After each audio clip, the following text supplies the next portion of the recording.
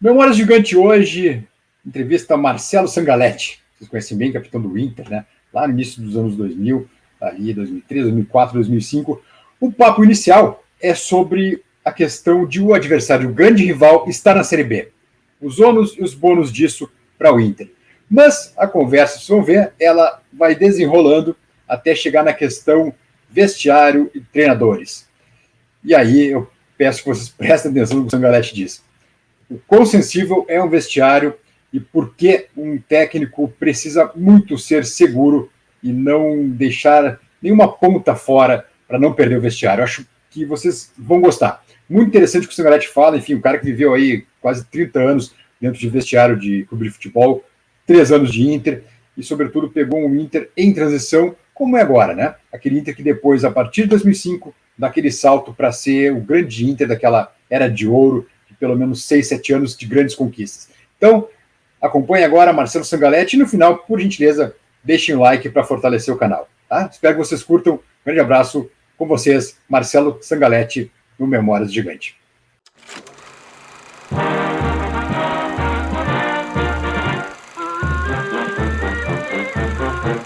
Memórias Gigante hoje recebe o prazer de receber o senhor Marcelo Sangaletti, um dos pilares da reconstrução do Inter de 2003 a 2005, e que, de certa forma, o Inter vive um momento parecido com aquele, porque era um Inter em reconstrução, um Inter que recomeçava depois de um grande susto, né, lá em 2002, e em 2004, o que acontece? O grande rival, o Grêmio, é rebaixado, né, como mais ou menos a gente está vivendo agora esse período. Então, a gente procurou o Sangaletti hoje, o capitão Sangaletti, o grande capitão pilar moral do time do Muricy Ramalho no Inter 2003 a 2005, justamente para ver com o Sangaletti ônus e bônus de a pressão e sobre o Inter agora, que é o clube da Série A de Porto Alegre, e os ônus daqui a pouco. O que isso pode ser bom? Sangaletti, obrigado por aceitar o convite e um grande abraço para ti.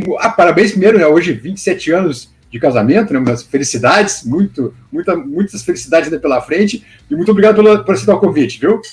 Tá, eu agradeço, é um prazer estar falando com vocês, né, com toda a região aí do Rio Grande do Sul, né, prazer enorme, morei por 3 anos aí, fui muito feliz aí quando estive por aí, né, e também no clube que joguei, que é o Internacional. Eu vejo muito mais ônus do que pro Grêmio, né, e bônus pro Internacional, porque para mim você jogar um campeonato estadual, que sempre vai estar Grêmio e Inter, né, nas finais, às vezes Caxias, às vezes, que nem na minha época, 15 Campo Bom, né, que chegou na final. 15 de novembro, né? Sim. Às vezes acontece alguma coisa assim, mas sempre Grêmio e Inter tá na final. Então, isso time do Mano Menezes na época, né, Sangaletti? O time do Mano Menezes, era um bom time. Tinha o Perdigão também, Edgley, que depois vieram pro Inter, né? Isso, Edmilson também, né, um volante. Sim, Edmilson também. Depois não era o teu tempo, mas veio o Dauri também, um atacante, magrinho, veloz. Sim, eu lembro, o Dauri, atacante. Eu lembro dele. Também era daquele time. Sim. Então, eu vejo assim, o estadual normal, entendeu? Eu acho que a pressão é muito mais para quem está numa Série B, para poder subir para a Série A de novo, do que o Internacional. Ele não vai ter essa rivalidade no Campeonato Brasileiro, né, na Libertadores e naquilo que ele conseguir, né, como objetivo, na Sul-Americana ou qualquer que seja. E o Grêmio vai ter que se reconstituir, porque o Grêmio é um clube que sabe vender atletas, que tem receita para poder subir no próximo ano já. Não é a situação que estava o Cruzeiro, né? Numa situação com vários passivos aí, que atrapalha, né, o dia a dia do atleta, de receber em dia, de estruturar isso aí para poder subir em seguida, mas acredito que agora com investidores devem estar subindo, né? Mas é clube que não fica muito numa segunda divisão, a gente sabe disso. Mas para o Internacional eu não vejo isso como problema. O problema está do lado de lá. O Inter ele vai ter que brigar com grandes, né? Ele vai ter que voltar a pensar grande e a chegar entre o primeiro, segundo e terceiro, porque hoje já tem Palmeiras, Flamengo e Atlético, né, no mesmo nível, né, brigando. Poderio econômico muito forte, Isso, o financiamento muito grande, e o Inter vai ter que fazer aquilo que fez quando foi campeão mundial, ter aqueles associados, aumentar sócios, conseguir revelar atletas na base de novo. Eu sei que sempre está aparecendo um ou outro, né, que sempre tem um ou outro, mas que tem condições de revelar muito mais e fazer muito mais receita aí para poder brigar com esses grandes, ou até, quem sabe, também o investidor. É o que penso para o Internacional, para poder acompanhar. O Inter é um clube que que sempre está buscando algo a mais, né? Quando depois de campeão do mundo, sempre a torcida cobra isso, de chegar lá na frente, na Libertadores, e tem tudo aí para poder fazer um belo trabalho. Eu acho que a preocupação é estar do lado do Grêmio, de poder passar o quanto antes, né? Quem sabe o ano só nessa Série B e subir. E isso, o estadual, acredito que não atrapalhe muito. A pressão está toda do outro lado, no meu modo de ver. Voltando lá a 2004, 2005, né? E realmente não é jogar confete. Tu foi um dos pilares daquela reconstrução, porque foi um jogador de confiança do Muricy na época que veio, né? Em 2004, né? Com o rebaixamento do Grêmio, aí começa 2005, enfim. O que na época tu lembra assim que foi benéfico para o Inter tendo o rival na Série B?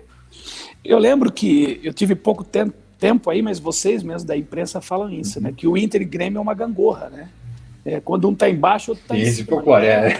Dificilmente os dois estão no mesmo patamar, dificilmente. É difícil, vocês sempre falam isso aí. E o Grêmio, esses últimos anos com o Renato, estava em alta, e o Inter procurando se estabilizar, procurando voltar no cenário de novo. Eu acredito que o Inter agora, com o presidente que está aí, né, ele vai saber que a pressão vem nele para poder se fortalecer para fazer uma campanha boa, né, e não só regular, e sim chegar entre os primeiros. Na época eu lembro que isso tirou um pouco do peso para nós atletas, né, porque é complicado, queira ou não, é a maior rivalidade no Brasil. Eu joguei no Corinthians, eu joguei no Santos, né, então teve Santos e Corinthians, Corinthians e Palmeiras, joguei no Guarani e Ponte Preta, rivalidade. Ponte é pesado também, né? Nossa. Também, mas não tem nada, nada comparável a Inter e Grêmio. Porque é a questão de uma semana falando só desse clássico. Então isso tirou um pouco o peso da gente, do estadual, que a gente conseguiu conquistar, né, com mais facilidade em 2004 e 2005. E aí deu para a gente se preparar melhor, sem essa pressão extra-campo, né, de essa rivalidade. Então a gente trabalhou como um único clube só, focando no Campeonato Brasileiro e buscando essa Libertadores, que era o nosso objetivo em 2004, que chegamos próximo, em 2005 conquistamos essa Libertadores, e essa vaga na Libertadores, aí disputamos a Libertadores e o Mundial, onde conseguiu em 2006, já tinha parado, mas foi esse trabalho, mais foco, mais interno, sem pressão externa, e a pressão ficou todo outro lado, né? Porque você não tem essa comparação a nível de cidade e estado, de um tá bem, o outro tá mal, um perdeu, o outro ganhou. Então, eram campanhas diferentes e situações diferentes que a torcida cobrava e também que a gente era cobrado no dia a dia. O Inter vive também uma questão econômica parecida com aquela da tua época, né? Porque, enfim, nunca foi um clube rico, né? Sempre foi, digamos, um Atlético Mineiro assim, só que o Atlético antes dos investidores, evidente, né? O Inter, esses clubes que fora do eixo Rio-São Paulo, tu sabe como é, né? Enfim, tu mora em São Carlos, do lado de São Paulo, jogou nos grandes de São Paulo também, sabe que o poderio econômico e até mesmo de visibilidade é diferente, né? Então, mesmo naquela época, era um clube que vivia com problemas financeiros. E naquele momento também foi muito importante se utilizar a base, né? O Inter, nesse momento, o time sub-20 atual é o campeão brasileiro, né? Campeão brasileiro, agora conquistou o Campeonato Gaúcho também, tem meninos muito bons surgindo aí. Te parece que para um clube que não tem como investir pesado, como o Trio de Ferro, Atlético, Flamengo e Palmeiras, a mescla da base, daqui a pouco com os caras mais experientes, seja a saída nesse momento? Na nossa época foi igual, né? A gente começou a crescer, o Internacional começou a crescer, lógico, com a campanha dentro de campo, mas com a venda do Nilmar, com a venda do Daniel Carvalho, né? Que reestruturou o vestiário de dentro para fora, que começou a ter um recurso e pagar pouco na época, né? Mas pagava em dia. Então todo atleta queria jogar no Internacional, pela estrutura que era e por ser um clube que estava ganhando credibilidade. E aí trouxe credibilidade no geral, na torcida e em outros aspectos também, né? Então, eu vejo assim, o Internacional ele tem que procurar revelar esses atletas, como sempre revelou, né? Esses atletas que trazem o ativo maior para o clube hoje, juntamente com o sócio torcedor. A gente sabe que eu até lembro um episódio que eu comentei com o Fernando Carvalho na época, até, de patrocínio, que a gente tem problema de falar da marca? Não, né? Não, por favor, pode falar. Eu lembro que eu estava aqui em São Paulo e eu vi um jogo, teve um jogo do São Paulo com o Internacional, da Libertadores, e o Inter tinha Unimed nos shorts atrás. Sim, sim. E depois eu vi uma pesquisa aqui, que eles não viram lá, e eu vi aqui, hoje é tudo nas redes sociais, antes não alimentava tanto assim. Eu vi uma pesquisa aqui num jornal regional de que aquele jogo deu um retorno maior para a Unimed do que o ano com o Fluminense. Entendeu? Do que o ano todo competindo com o Fluminense. Eu cheguei no Fernando Carvalho e falei pro Fernando, pô, a estrutura nossa, eu sei que todo mundo tem plano de saúde da Unimed e tudo, mas só esse jogo deu retorno que eles estão investindo em atletas e no clube, que a Unimed é que bancava o Fluminense na época. Então isso aí, a gente começou a entender que o Inter também é grande e não era só regional, e isso Brasil e nível mundial. Tanto é que chegou a ser campeão mundial, né, em seguida. Então, você vê hoje que a marca internacional não está só regional, ela está no mundo todo. Depois de campeão mundial ainda, mais ainda. Então, precisa trabalhar mais o marketing, na minha maneira de ver, e mais, lógico, esses atletas que estão sempre sendo revelados e fazer negócio para o Inter ser grande. Eu não sei qual que é a condição do Inter, né, das leis internas, né, das regras internas, de vir um investidor, de vir um parceiro também para fazer o Inter maior ainda. Eu não sei se o Inter tem interesse de ser clube-empresa, como alguns, como o próprio Cruzeiro, né, está fazendo, como o Atlético, talvez é esse caminho também, né? A gente sabe que o América Mineiro também está vindo investidor alto, e acho que para você competir em alto nível, isso aconteceu na Europa e também não vai ser diferente no Brasil, como já está acontecendo. Então, não sei qual que é o futuro do Internacional se pensa dessa maneira, mas hoje o essencial é vender atletas na base para poder trazer recursos e fazer as contratações mais pontuais, né? Não errar às vezes em um ou outro e fazer uma estrutura melhor, com mais alta análise. Eu sei que o Inter é capaz disso, de tentar errar o menos possível com profissionais capacitados aí dentro para montar a sua equipe. Sem dúvida. Por enquanto, claro que o Inter tem alguns parceiros pontuais, né? Mas esse ponto assim, de algo muito mais eu vou usar a palavra sério, entre aspas, né? Como um Atlético Mineiro, por exemplo, que a MRV abraçou, né? Ou com o Palmeiras também, o poder do Flamengo. Acho que ainda é algo que está um pouco distante no horizonte. Acho que é algo que está um pouco distante. Por enquanto, é aquela coisa. Vai meio que na guerrilha, né? Se defendendo como pode, né? Tanto que precisa fazer venda de jogadores. O Inter vendeu esse ano 3 jovens, né? O Praxedes, o Vini Tobias e o Vini Melo.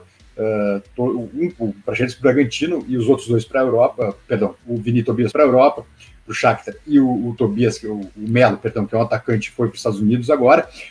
Então, para poder fazer caixa, né? Para poder segurar, por exemplo, o Yuri, o atacante Yuri Alberto, para não precisar ser vendido agora na Bacia das Almas, né? Por necessidade de caixa. Então, sacrificou os meninos para conseguir manter o time. Mas é aquela coisa, né? Sem grandes recursos, sem investimento dos 3 grandes, dos 3 ricos hoje do Brasil, né? Tu acaba se defendendo como pode, né, Sangaretti? Um pouco como era também na época de vocês aqui no Inter, né? Que, como tu bem lembrou, Nilmar e Daniel Carvalho precisaram ser vendidos para o Inter conseguir manter a estrutura, conseguir reforçar o time, né? Claro que daqui a pouco é um troço até meio um tanto arcaico, mas é como dá para fazer nesse momento, né? Já que não tem um grande grupo que banque o clube por trás, né? Eu ia te perguntar mais uma questão, que a gente está gravando o programa na quinta-feira, justamente hoje o Inter acertou o retorno do Alessandro, estava no Nacional de Montevidéu, volta agora para a temporada de 2022, em princípio para 6 meses, mas com possibilidade de renovar por mais 6 e ficar o resto do ano aí. O D'Alessandro, Sangaretti, jogador de 40 anos já, né? 40 cravado, já fez 40 anos de idade. O que te parece o retorno do D'Alessandro nesse momento para o Inter, como um cara que é um símbolo do clube, mas um jogador já de 40 anos? Eu acredito que o pensamento do presidente é trazer ele para poder encerrar sua carreira e dar sequência numa outra área dentro do Internacional, talvez pela história que ele tem. Eu não conheço o Alessandro como pessoa, já escutei falar, né? Mas a gente tinha líderes também do nível até mais, né? Que era o Fernandão na época, que era um baita de um líder, que era Klemer, e que tinha os líderes positivos dentro do clube também, que tanto é que chegaram a trabalhar também dentro do Internacional. Talvez seja essa situação de trazer um ídolo da torcida que traga credibilidade para o clube e que possa lá na frente também trabalhar juntamente com os demais profissionais que já trabalharam no Internacional. Eu vejo que é a situação, porque hoje a gente tem que entender, eu também cheguei numa certa idade, eu parei com 34 e jogando, eu lembro uma vez, o Muricy chegou para mim e perguntou de um jogo que ia jogar no interior, que ia fazer um 4-4-2. Eu falei para ele, Muricy, eu não consigo jogar mais dessa situação, porque a gente está em cima do adversário e eu vou apostar corrida com um menino 19, 20 anos, eu não tenho essa força toda mais. Eu tenho a técnica e tenho o conhecimento de cortar caminho. Mas você tem que reconhecer que seu nível não é mais o mesmo, mas que você vai ser cobrado da mesma maneira que você era quando você tinha 25, 28, 30. Então, você está chegando, encerrando a carreira. Eu acho uma coisa, talvez um risco, tanto é que no final do D'Alessandro eu acompanhei, ele já estava no banco, entrando poucos minutos, não jogava. Então, talvez essa seja a visão de trazer um ídolo para poder virar uma figura aí, não sei qual é, coordenador, o que ele quer que seja, para o clube. Agora, dentro do campo, é quase difícil. Eu lembro que o próprio Zé Roberto, que todo mundo fala até hoje, ele posta as coisas que não está muito forte, mas no final ele, como lateral esquerdo, ele jogava volante, porque ele não tem condição mais de fazer a lateral de ponta, de área a área, porque eu fui quando vi um novo e partia no mano com ele, porque não é porque a idade chegou e as fibras não são mais a mesma, vai se cansando, o corpo vai envelhecendo e você não tem esse potencial mais que você tinha de força. Lógico, você tem a cabeça pensa, mas o corpo não consegue executar aquilo que você executava tempos atrás. Eu acredito que seja isso. E tem um futebol cada vez mais que é para jovens, né, Sangalete? Os guris sobem cada vez mais novos, né? 17, 18 anos, não é raro ver meninos com essa idade titulares já dos grandes clubes, né? Eu vejo isso e vejo também, a gente não tem que falar que nossa época você tem que acompanhar a evolução do futebol. Eu vejo hoje o atleta com muita força, quando você vai ser avaliado numa base, você começa a avaliar ele pelo perfil do atleta, pela força, pela intensidade. Esquece um pouco a qualidade técnica, isso está faltando muito. Quando você tem um atleta com qualidade de drible, de 1 contra 1, e de velocidade e de mudança de direção, rapidinho ele está indo para outra, a gente está perdendo muito rápido. Então, por que não formar mais atletas assim do que só dentro do perfil Europa que falam? Porque esse perfil que a gente tinha, que era brasileiro, de mudança de direção, e de drible individual e de velocidade, isso aí todo mundo quer lá fora. Então nós deixamos de fazer aquele atleta que era natural, que era, e hoje existe ainda, mas não na quantidade que tinha, e está buscando aquele perfil que todo mundo quer lá, mas o brasileiro, ele pode ter um perfil, quem sabe, mais alto, que ele quer mais com essa mobilidade de mudança de direção, que é só o brasileiro que tinha, e o sul-americano, né, que era o argentino, também tinha. Então, hoje, acho que nosso futebol está pecando um pouco, talvez pelos treinamentos de base, pela repetição de treinamento de campo curto, de raciocínio rápido. Sangalete, cada vez mais a gente está vendo grandes clubes, grandes marcas, né, brasileiras na Série B. Ano que vem a gente vai ter Grêmio, Cruzeiro, Vasco, o próprio Guarani também, campeão brasileiro, né? Enfim, Curitiba agora subiu. Achas que isso vai ser cada vez mais uma rotina de os grandes que não se cuidarem acabarem sendo rebaixados? Sem dúvida, sem dúvida. Porque você está mostrando, vamos dar exemplo assim, de um clube como o Flamengo, né? Tudo bem que ele tem um nome, que ele tem uma marca forte, que tem vários torcedores no Brasil inteiro, no mundo todo. Não deixa de ser tão grande, né, que é como a Europa, mas dentro da nossa América do Sul ele é muito grande. E ele ele tinha um passivo muito grande e isso foi resolvido em 5, 6 anos. E isso precisou de pagar um preço para ele chegar onde ele está hoje. Então, na verdade, qualquer empresa é assim. Você não pode hoje pegar um clube e fazer loucura com ele e deixar para o outro presidente que for entrar para assumir e pegar bronca. Eu acho que a parte de gestão de clubes, ela está cada vez mais sendo profissional. Ou ela vem como empresa, ou ela tem que ser profissional, gerida como profissional e pessoas capazes, tá? Eu dou um exemplo assim, eu estou vendo muito executivo de futebol, não criticando, mas que tem um conhecimento de gestão, mas que não tem um conhecimento de futebol. Eu estou há 5 anos, 6 anos, mas ele nunca teve na pele do atleta lá dentro para saber o que o atleta está pensando ou está sentindo não dentro de campo. Não é uma crítica, mas é uma verdade. Um médico, ele se forma, ele faz baita do estágio para poder operar. Residência, né, claro. Entendeu? Né? E assim, esse ex-atleta, eu acho que está começando a voltar a entender isso, que ele é super importante no futebol, como na Europa. Não desmerecendo esses profissionais que estudam e que querem estar no meio do futebol. Acho que tem espaço para todo mundo. Mas eu vejo assim, que tem que ser profissional, que você tem que cada setor dentro de uma estrutura do clube tem que ser sistêmico, né? Ele tem que saber se organizar por inteiro, mas por setores também ser profissionais capacitados para poder chegar e fazer um trabalho legal a longo prazo, não só a curto prazo. Monta um time, ganhei, e depois ele se arromba financeiramente e não consegue dar sequência nesse andamento. Então eu vejo assim, aquele clube que é campeão, que permanece conquistando dentro das conquistas, com os pés no chão, pagando, recebendo e, né, cumprindo com o seu dia a dia, com o seu mensal, e não arrebentando com a parte financeira do seu clube, ele tem um trabalho a médio e a longo prazo dentro de uma primeira divisão e podendo chegar a títulos como Palmeiras, Libertadores, como o Inter, na época, fez um trabalho correto. O Atlético agora se estruturando com dinheiro, mas sabendo contratar, né? Eu vejo que clubes que vão ficar para trás, que tem aqueles cartolas ainda que acham que entendem de futebol, estão no meio e de repente não tem esse profissional que você pode cobrar resultado dele, eu acho que fica para trás, porque não adianta você contratar atletas e não saber a maneira, muda de treinador, pega um treinador de uma maneira, manda embora, traz outro com um perfil diferente. Eu acho uma loucura, sabe, essa mudança de treinador. Isso aí, eu como atleta, eu sentia mal. Quando saía um treinador, você estava acostumando, vinha outro com um trabalho, uma metodologia totalmente diferente, com maneira de jogar diferente. Isso aí atrapalha o trabalho, a estrutura de um clube.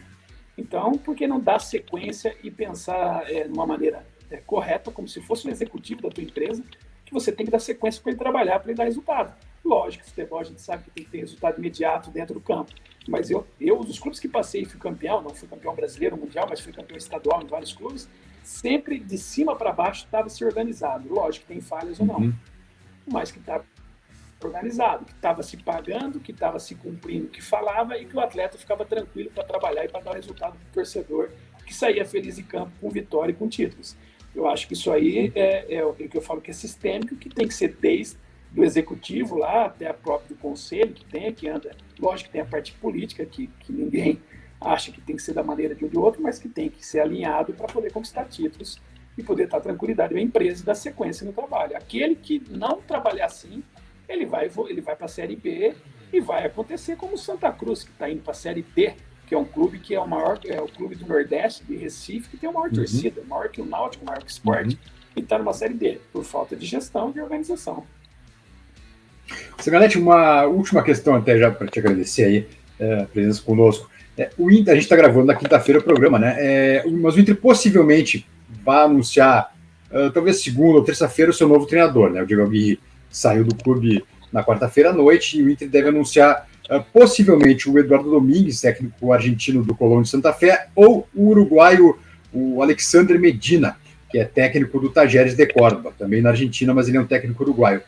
O que te parece isso, essa questão de o Inter ir de novo por um técnico estrangeiro em vez de um brasileiro? Tu, como jogador brasileiro, o que te parece ter um comando, mais uma vez, de fora do país?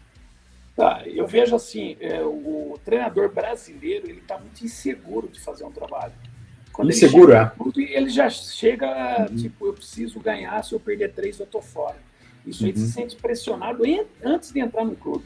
Isso aí é ruim para o treinador e para o próprio Brasil em si, que tem os melhores jogadores e hoje não tem os melhores treinadores por isso. Além disso, ele não consegue fazer a gestão geral do clube. Na verdade, para mim, o treinador principal dele é a gestão de vestiário e gestão de pessoas. Sim. Então, sim. Ele está muito preocupado em ter resultado e de fazer a gestão da parte de treinamento e de técnica que tem o seu corpo, de seu staff, né, seu auxiliar, que possa fazer isso. Mas hoje ele tem que estar muito mais preparado que a gestão de pessoas, só que ele não tem tempo para isso. Então, na verdade, o que é? Esse que vem lá de fora, vamos ver alguns treinadores que estão vindo para o Brasil, português, a maioria está vindo, ele vem com uma estrutura com 5, 6 profissionais, ele já vem pronto, capacitado e sem essa pressão interna. Então ele vem com uma multa alta, ele vem com uma estrutura com mais tranquilidade para trabalhar, para poder dar o resultado para o clube.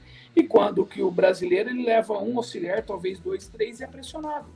A gente tem o Silvinho aqui, que é da empresa onde eu estou trabalhando hoje, que chegou no Corinthians contestado lá embaixo, quando estava em sexto, estava contestado ainda. Ele tem que chegar em primeiro.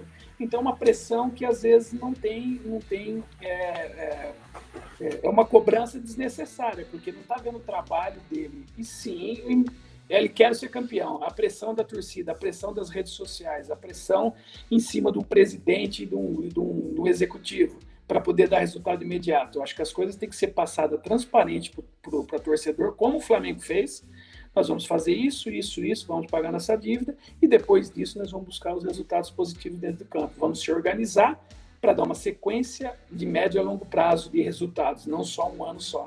Eu acho que esse é o caminho de todo clube, e de dar uma tranquilidade para o treinador para poder trabalhar. Eu acho que quando eu jogava, a mudança de treinador sempre foi, para mim, ruim, né? E você sente quando vem um treinador que ele não tem uma gestão boa, ele já às vezes dá uma entrevista errada, às vezes ele se posiciona errado perante os atletas, ele cobra alguma coisa que não tem cabimento, não trata o elenco de uma maneira só. Então eu vejo que o treinador brasileiro ele tem que se qualificar muito mais na parte de gestão de pessoas do que só treinamento, porque treinamento todo mundo sabe dar, e jogar futebol todo mundo sabe jogar, apenas posicionar e fazer com que o atleta confie nele e tenha credibilidade dentro de uma estrutura.